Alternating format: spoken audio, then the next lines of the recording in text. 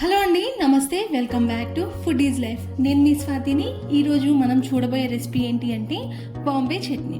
మనం middle class మెలోడీస్లో ఈ recipe అయితే మనం చూస్తామన్నమాట. సో దాని ద్వారా మనకి చాలా ఫేమస్ అయింది ఈ చట్నీ అనేది. సో అలాగే నేను కూడా మ్యాంగోస్ వేసి ఎలా ప్రిపేర్ చేయాలి ఈ బాంబే చట్నీ అనేది అయితే చూపిస్తాను. సో వీడియోని ఎక్కడా కూడా స్కిప్ చేయొద్దు, ఎండ్ వరకు చూడండి. అండ్ అలాగే దీన్ని మనం దోశల్లోకి, ఇడ్లీల్లోకి, చపాతీల్లో కూడా తినచ్చు అనమాట వేసుకుని. చాలా బాగుంటుంది. సో మీరు కూడా కంపల్సరీ ట్రై చేయండి. నచ్చితే ఈ వీడియోకి ఒక లైక్ వేసుకొని నా ఛానల్ సబ్స్క్రైబ్ చేసుకోండి. ఫస్ట్ అయితే ప్రాసెస్లోకి వెళ్ళిపోదాము. ఒక బౌల్ని తీసుకుని ఇందులోకి 3 స్పూన్ల వరకు శనగపిండిని అయితే వేసుకోవాలి. శనగపిండిని జల్లించిన శనగపిండిని తీసుకుంటే మనకి ఉండలు పట్టకుండా స్మూత్ స్ట్రక్చర్తో బాగా వస్తుందన్నమాట.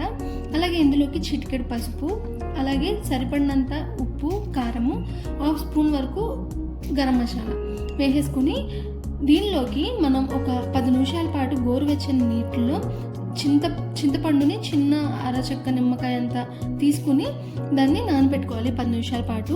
అలా నానబెట్టుకున్న దాన్ని ఇలా థిక్ లిక్విడ్లో అయితే ప్రిపేర్ చేసుకోవాలి. దీన్ని వడపోసే దానిలో పోసేసుకుని మనం దీన్ని వడపోసేసుకుని ఆ వాటర్ అంతా కూడా పిండిలో అయితే పోసుకోవాలి. ఇలా పోసుకున్న తర్వాత మనం దీన్ని బాగా ఉండలు లేకుండా ఎక్కడ కూడా బాగా మిక్స్ చేసుకోవాలి. థిక్ పేస్ట్లో అయితే వస్తుంది ఫైనల్గా. సో మనం వాటర్తో అయినా మిక్స్ చేసుకోవచ్చు, కానీ పుల్పగా కావాలి అనుకుంటే మాత్రం ఇలా చింతపండు రసంతో చేసుకోండి, చాలా బాగా వస్తుంది. ఇక్కడ చూడండి, ఫైనల్ అవుట్పుట్ అయితే చూపిస్తున్నాను. ఇలా ఇంత థిక్గా ఉండాలి. సో దీన్ని ప్రస్తుతానికి పక్కన పెట్టేసుకుందాము.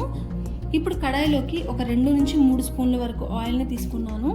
ఇందులో 4 మెంతులు వేసుకున్నాను అనమాట.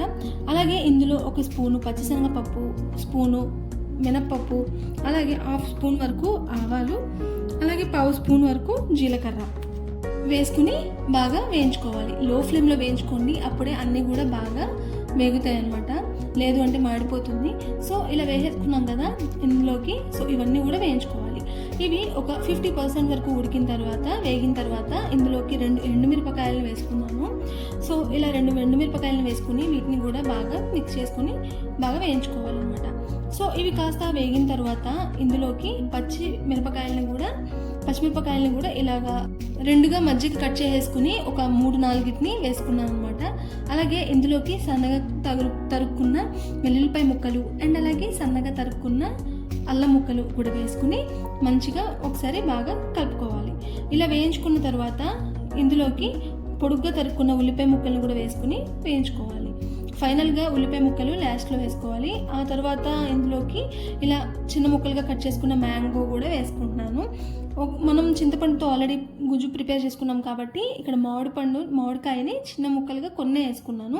ఒకవేళ మీరు అక్కడ చింతపండుతో కలుపుకున్నట్లయితే ఇక్కడ మామిడికాయ ముక్కలు ఎక్కువ వేసుకోండి. సో నో ప్రాబ్లం, చాలా బాగుంటుంది టేస్ట్ అనేది.